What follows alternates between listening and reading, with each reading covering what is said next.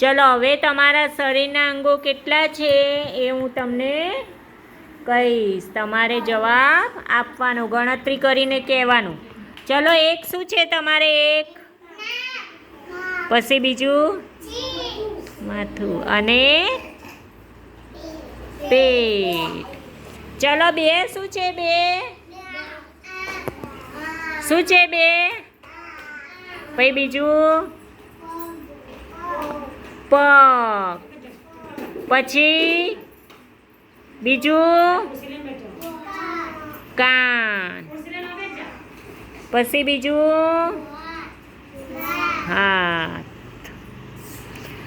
ચલો હવે આંગળીઓ કેટલી છે તમારી? ગણો. ચલો આંગળીઓ ગણો. આંગળીઓ 1 2 3 4 5.